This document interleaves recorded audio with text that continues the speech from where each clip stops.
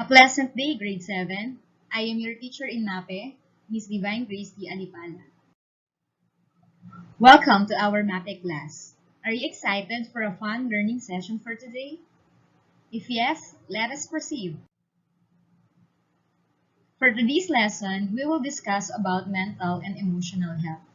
But before that, please take note of the following objectives that you need to achieve before the end of the session. At the end of our session, you are expected to, first, identify the different stress management techniques. Second, explain the importance of stress management skills in coping with the harmful effects of stress. And lastly, perform stress management techniques in dealing with stress. But before we proceed to our new lesson, let us first have a short review of our previous lesson about eustress and distress through the activity stand up or sit down. It's time for you to move your body, not only by just sitting, but also by standing up. If your answer for the given situation is eustress, you have to stand up. But if your answer for the given situation is distress, you will sit down. Are you ready? First, buying a new gadget. Is it a eustress or distress? The answer is eustress. Doing learning tasks in the modules. Is it a eustress or distress? What's your answer? Maybe some of you answer it is a eustress and some answered distress because they find it hard doing their learning tasks given the situation that we have in the present time. But we should take the learning task positively in order for you to learn in the new normal in education. Third, bonding with family.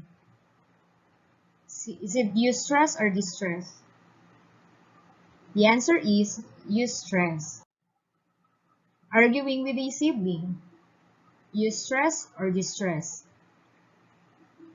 Correct. The answer is distress. Next, choosing a gift for a friend.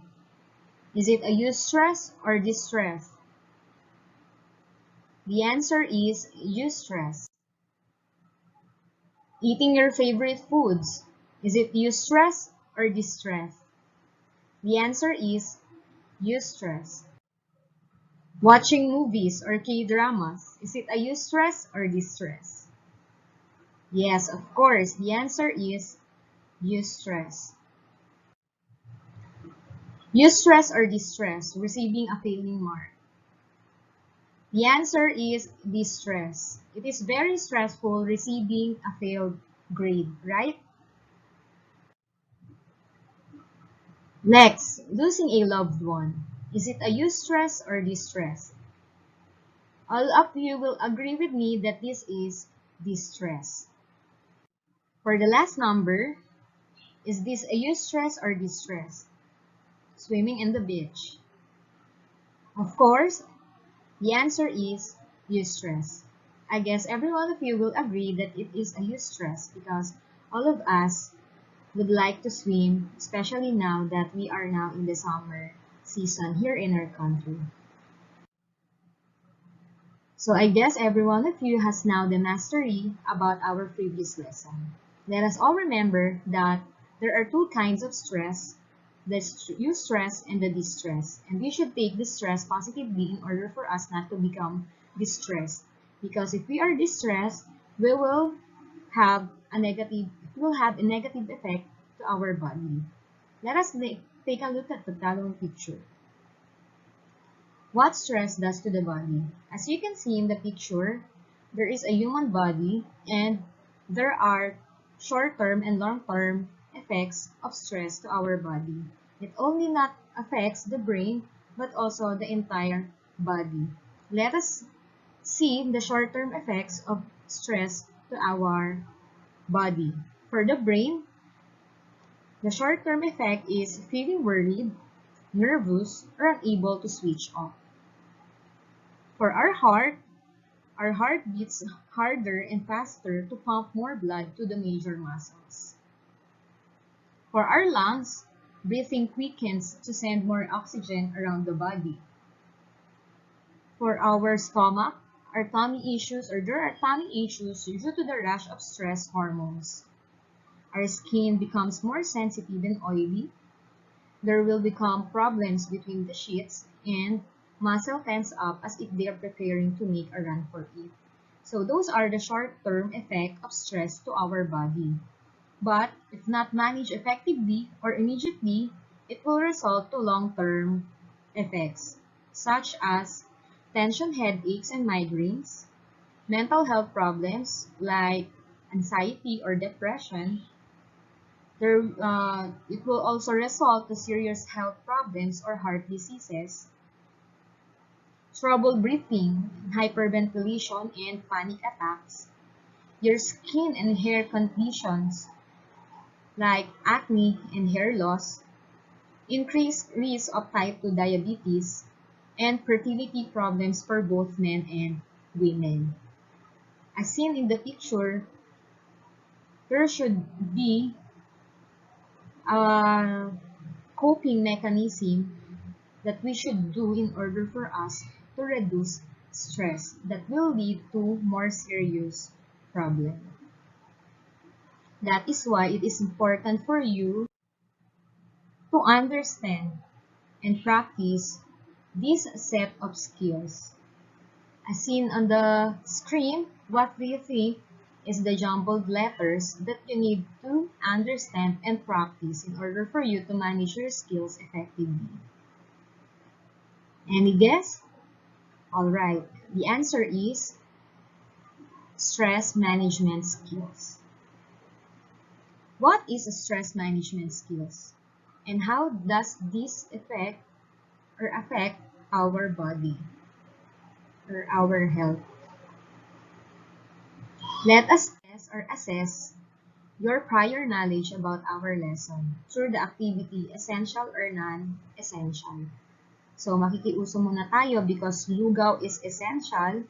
The following pictures that I will show you, you're going to identify if the following are essential or non-essential in managing your stress. So if your answer is essential, you will put a check mark on it. If it is non-essential or not important, you will write or you will draw an X mark. Let us start.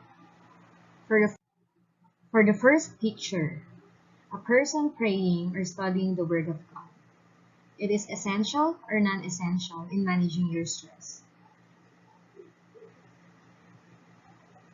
Second picture, a person overeating or eating too much that he became obese. Is it a check mark on an X mark? Third picture, drinking alcoholic drinks. Is it essential or non-essential in coping with stress? Fourth picture, people exercising. Does exercise essential or non-essential in managing your stress? And lastly, a picture of person not sleeping or overthinking. Is it essential or non-essential? Let us now check your answers. For the first picture, is it a check mark or an X mark? The answer is a check mark because praying or studying the Word of God is essential in managing your stress. Second, check mark or an X mark? The answer is X mark because this is not necessary or important in managing your stress. Thus, it will result to a bigger health problem. Third picture, drinking alcoholic beverages. Is it essential or non-essential? Of course, the answer is non-essential. Some people rely on drinking alcoholic beverages in order for them to forget their problem, but the real problem will not be resolved through drinking alcoholic beverages. Next is exercise. Is exercise essential or non-essential? The answer is a check mark. It is essential. And last but not the least, the answer is non-essential because overthinking or not sleeping will give you bigger problem because your brain is not cannot function well if they are not properly rested. Now we can now proceed to our lesson, stress management skills. So what are stress management skills?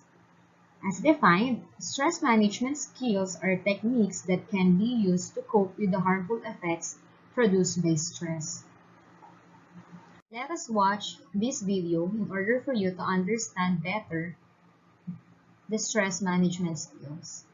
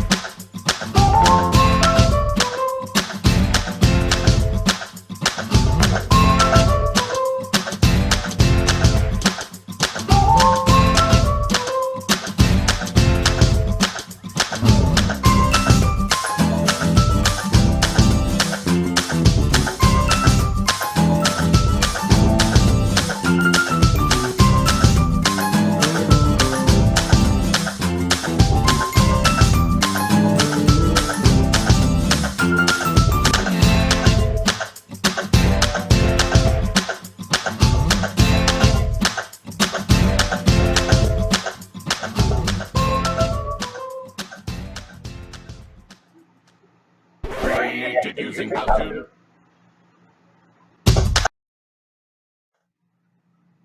Alright, as you have watched in the video, there are different ways that you can do in order for you to manage your stress.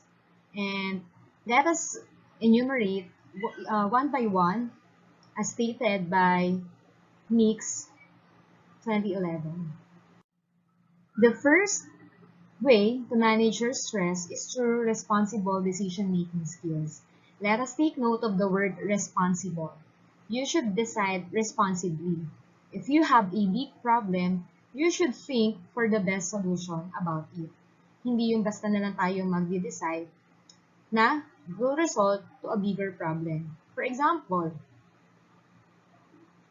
sa paggagawa ng module, di ba yung iba sa atin, nai-stress or yung mga estudyante nai-stress because they are complaining madami daw ginagawa sa module. But, did they use responsible decision making sa kanilang paggagawa ng module? Or, nag-decide sila na unahin yung paglalaro ng mga ML or other things bago nila ginawa yung module. And then, nai-stress sila pagdating ng pasahan because yung kanilang mga ipapasa ay nagkanda patong-patong na. So, let us always remember to use responsible decision-making skills. Kapag merong problem, or in order for you to prevent problem, decide responsibly. Second way to manage your stress is by resting, relaxing, and sleep well, or sleeping well. Our brain is resting kapag tayo ay natutulog. So, we need to sleep enough para tayo ay makapag-isip ng maayos. So, ilang oras ba dapat tayo natutulog? We should sleep for at least 8 hours a day. Okay? When you are resting, your blood pressure lowers, your heart rate is slowing or it slows, and yung muscles natin ay nag-relax. So, after you sleep, pagkagising, di ba, you will feel energized and you will become ready to face the day's challenge. But always remember na oversleeping naman will result to tardiness. Di ba, paminsan pag naman nasobrahan sa tulog, pagkagising, parang pagod ka pa din or gusto mo pa ding matulog. Alright? So, when you are tired, you should rest and you should sleep enough time para magkaroon ng energy and for your brain to rest also. Third way to manage your stress is by stretching your bones and muscles, or in short, by exercising. Did you know that physical activities release tension in the body and it provides a relaxing feeling? That is why after you exercise, you have that feeling na parang ikaw ay na-relax or parang gumaan ang iyong pakiramdam. That is why in order for you to reduce your stress, you should exercise from time to time. So katulad niyan, when you are doing your module, di ba, nakakapagod kasi maghapon nakaupo, nakahawak ang ballpen, you can stretch your arms or your legs from time to time para naman kayo ay na-relax. Third way is by or through writing your experiences in a journal. So when you write, you are expressing what's on your mind at saka what you are feeling. And in that way, it relieves stress. Kaya dapat ay kung meron kayo nararamdaman, malungkot man kayo or kayo ay masaya, you should write it down. And then, it also helps to narrate your successes or your winning moments. In that way, kapag when you look back, di ba, it's happy to look back in your happy memories. Fifth way to manage your stress is by talking with your parents and adults. Always remember na you keeping your worries and your problems to yourself will not help manage your stress. Bagkus, pag ikaw ay nagtiking-ting sa sarili mo ng iyong mga alalahanin, di ba? Mas lalo ka lang malulungkot. Remember that you can find comfort and you can receive advice from those who you can trust, especially yung inyong mga magulang or yung inyong pamilya. And as teachers also can give you advice para kayo ay matulungan sa problema. Di nyo alam na we can give you different perspective or solution to to your difficult problems. And last but not the least, second to the last, do things that makes you happy. So, syempre, in short, when you do things that makes you happy, nadadivert yung sadness mo to happiness. So, do the things that you love in order for you to forget your problem and yung stress nyo ay mawala because you are doing what you love. Alright? So, let us enumerate again the 6 ways to manage stress according to needs. The first one is use responsible decision-making skills. Second, rest, relax, and sleep well. Third, stretch your bones and muscles. Fourth, write your experiences in a journal. Fifth, talk with parents and adults. And sixth, do things that makes you happy. Now, let us now have this activity entitled My Support Web. All you have to do is to name, specific new name, those person na you think can give you advice or who can support you when difficult problems arise. So, we have here 4 web, but you can add more web sa inyong My Support Web. So, specify nyo yung name. For example, your parents' name. So, ilalagay nyo yung pinakapangalan nila. Or, for example, your friend's name and others. So, I will give you 3 minutes to do this activity. As your time starts now.